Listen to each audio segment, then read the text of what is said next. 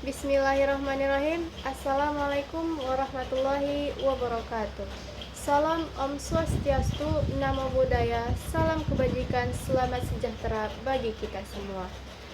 Baik, sebelum saya menjabarkan rencana penelitian yang akan saya lakukan, izinkan saya untuk memperkenalkan diri terlebih dahulu.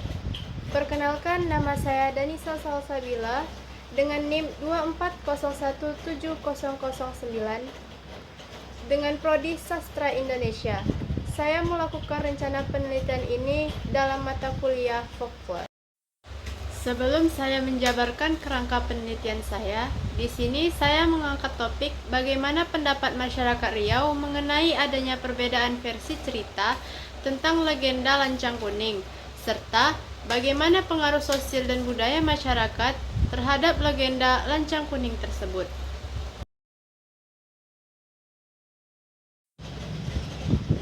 Di sini saya akan memberikan beberapa poin-poin umum mengenai Lancang Kuning yang menjadi objek penelitian yang akan saya lakukan. Objek pertama, Lancang Kuning merupakan lambang kebesaran bagi masyarakat Riau. Ia hanya tidak menjadi lagu daerah, tapi juga menjadi tarian yang diturunkan secara turun-temurun oleh masyarakat Riau. Dulunya, lancang ini digunakan oleh masyarakat Riau sebagai transportasi laut sehari-hari. Lalu di sini saya akan memberikan beberapa alasan mengapa saya mengambil legenda Lancang Kuning sebagai objek penelitian yang akan saya lakukan. Alasan pertama, saya ingin memperkenalkan kepada teman-teman mengenai legenda Lancang Kuning yang berasal dari tempat saya lahir. Alasan kedua, tidak banyak penelitian yang mengambil legenda Lancang Kuning sebagai objek. Karena itulah saya menjadi tertarik dengan menjadikan legenda Lancang Kuning sebagai objek penelitian saya. Selanjutnya, saya akan menjabarkan kerangka metode penelitian yang akan saya gunakan dalam penelitian ini.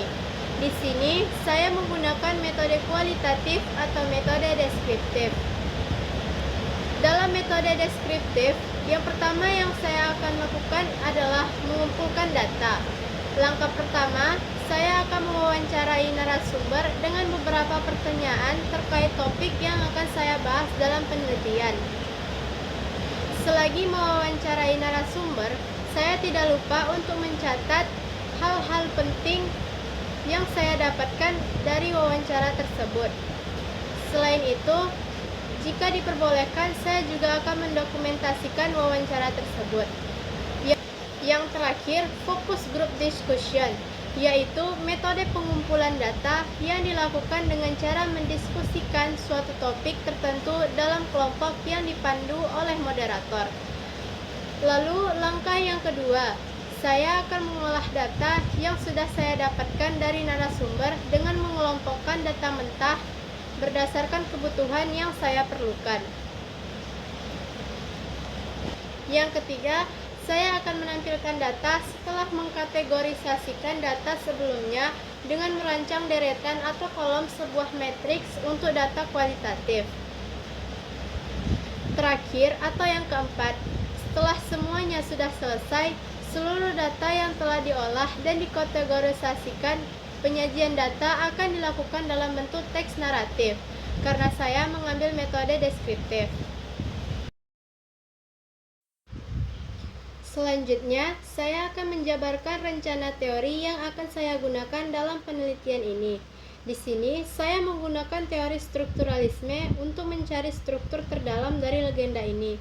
Pertama, saya akan mengkaji aspek intrinsik legenda, seperti tokoh dan penokohan, alur, dan sebagainya macamnya. Selanjutnya, saya akan mengkaji latar belakang sosial dan budaya, serta sejarah masyarakat dari legenda tersebut. Selanjutnya, saya akan memberikan satu judul jurnal yang menjadi referensi bagi penelitian saya. Judul jurnalnya adalah Analisis Moral dalam 21 Cerita Rakyat Bumi Lancang Kuning, susunan Yeni Maulina dan Krisna Putri Kurniati. Selanjutnya, saya akan menyampaikan persamaan dan perbedaan antara penelitian yang saya lakukan dan satu jurnal yang menjadi referensi saya. Persamaannya adalah metode yang saya gunakan dalam penelitian ini dengan metode yang digunakan dalam jurnal tersebut sama-sama menggunakan metode deskriptif atau metode kualitatif.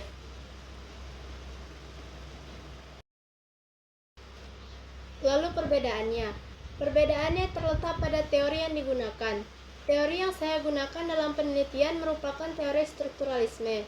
Sementara teori yang digunakan dalam jurnal yang menjadi referensi saya adalah teori Ihsan tahun 2005, teori Hasbullah tahun 2005, dan teori Salam tahun 2000. Baiklah, sekian yang dapat saya sampaikan mengenai rencana maupun kerangka yang akan saya gunakan dalam penelitian legenda lancang kuning. Lebih dan kurangnya saya mohon maaf.